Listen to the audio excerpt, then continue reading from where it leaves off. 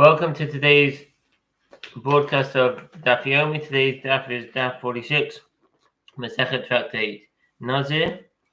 And I'm just going to give a quick overview. So this was written by ChatGPT, Gemini, 1.5 Flash. Nazir Daf 46 primarily delves into the complexity of a Nazir's status when they become richly impure tummy. This includes scenarios where they accidentally consume chametz, leavened bread during Passover, and inadvertently drink wine, both of which are forbidden for Nazir. The Daf meticulously examines the halachic ramification of these transgressions and the subsequent steps required to rectify the situation and resume the Nazir's vow. So let's dive straight into the text. Rabbi Shimon Omer. Once the blood of one of the offerings has been sprinkled on the Nazirite's behalf, what does that mean? So the footnote, Kavein hanizrak alav echad min hadamim. As soon as the blood of one of the Nazirite's offerings is sprinkled on his behalf, he is permitted to drink wine in contact with impurity imparted by a corpse. His shaving is not an indispensable feature of his ritual, according to the opinion of Rabbi Shimon and the rabbis. That's in the Rambam Sefer Farhich Nazir 8.5. The Nazirite is permitted to drink wine and to contract ritual impurity imparted by a corpse. The rest of the ritual is not indispensable for its purification. The sages taught, he says at the end of the passage dealing with Naziriteship, and after that the Nazirite may drink wine, number 620, which means after all the actions, i.e., after he has sacrificed all the offerings and shaved, thereby completing the entire ritual of a Nazirite. This is the statement of Rabbi Eliezer. And the rabbis say after a single action he may drink wine after sacrificing one offering, even if he has yet to shave, as shaving is not indispensable for being permitted to drink wine. The Gemara clarifies what is the reason of the rabbis. It's written here, and after that the Nazirite may drink wine, and it is written there in the previous verse, and the priest shall take the cup foreleg and place it on the palm of the Nazirite after he shaved his Naziriteship, Numbers 6:19. It is derived by a verbal analogy. Just as there the term after means after a single action, i.e. shaving, here too the term after means after a single action, sacrificing one's offering. The Gemara asks, perhaps one can say that a Nazirite is not permitted to drink wine until there are both actions, i.e. sacrificing, offering, and shaving, as implied by a straightforward reading of the verse. The Gemara answers, if so, why do I need this verbal analogy? It must be teaching that a Nazirite can drink wine after the performance of a single action. Rabbi said, the priest's lack of waiving of the offering of a Nazirite precludes the release of the prohibition of his Naziriteship. The Gemara asks, according to whose opinion did Rav state this halacha? If we say that he's spoken according to the opinion of the rabbis, this is difficult, as the rabbis say that even lack of shaving does not preclude the waiving of his Naziriteship. Is it necessary then to state that waiving, what does that mean? To nufa ba'ayah, even if the priest did not place the items on the Nazirite's palms and did not wave them, this requirement is peripheral to the mitzvah, and is not essential to the ritual. Consequently, he is no longer bound by the prohibition of Naziriteship as soon as the blood of one of his offerings has been sprinkled.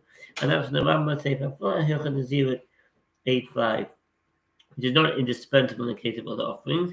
It is not essential for the ritual of a Nazirite. Is it not essential for the ritual of a Nazirite? Rather, will you say that it is in accordance with the opinion of Rabbi Eliezer, it permits a Nazirite to drink wine only after he has completed the entire ritual? This is obvious. Didn't Rabbi Eliezer say that he is permitted to drink wine only after all the actions are completed? The Gemara answers that the statement is necessary, lest you say, since with regard to atonement affected by all other offerings, waving is considered a peripheral aspect of the mitzvah, i.e. one achieves atonement even if he did not perform the ritual of waving. Here too, its lack does not preclude the release of the Nazirite prohibitions, but therefore teaches us that according to the opinion of Rabbi Eliezer, waving is essential in the case of a Nazirite. Moving on to Amud B.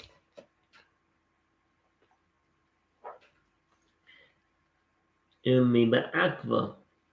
Gemara raises a difficulty against Rabbi Eliezer's opinion, and does a lack of waving preclude the performance of the purification ritual of a Nazirite? Within Torah and Brighton to Chapter 1.5, the inclusive phrase, this is the law of the Nazirite, in Numbers 6:21, teaches that all Nazirites are bound by the same halacha, whether he has palms, if a Nazirite lacks palms, or if it is entirely bald, Nevertheless, he may sacrifice the offering despite the fact that he cannot wave or shave it respectively.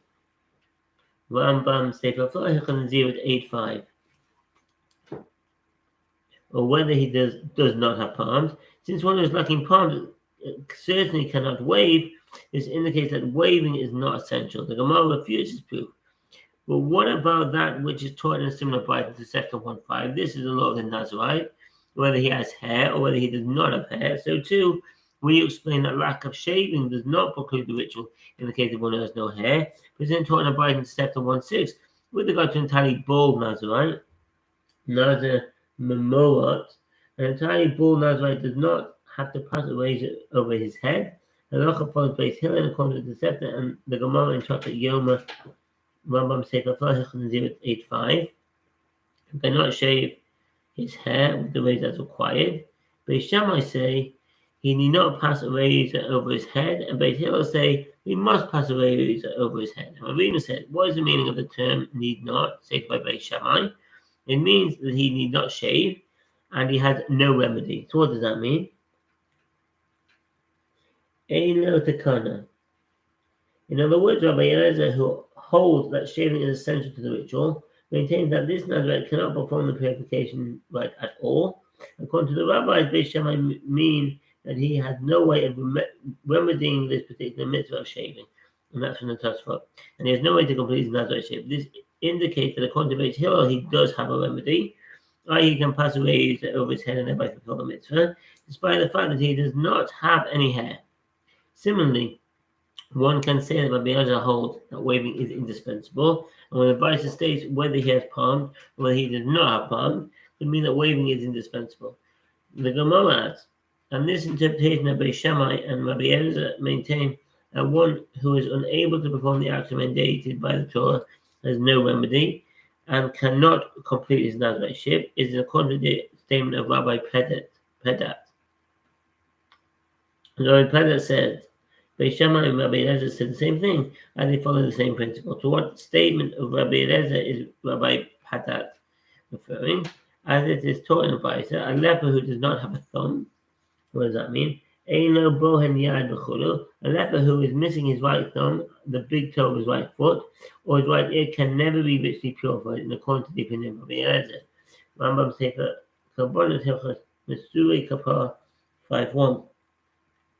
Or big toe, upon both of which he must place the blood and oil of the purification ritual, Leviticus 14:14, can never attain ritual purity. This is a statement of Rabbi Eliezer. Rabbi Shimon says the priest puts it on the spot of the missing thumb, and the leper thereby fulfills his obligation. The rabbis say, let him put it on the left thumb, and thereby fulfill his obligation. According to Rabbi Pedat,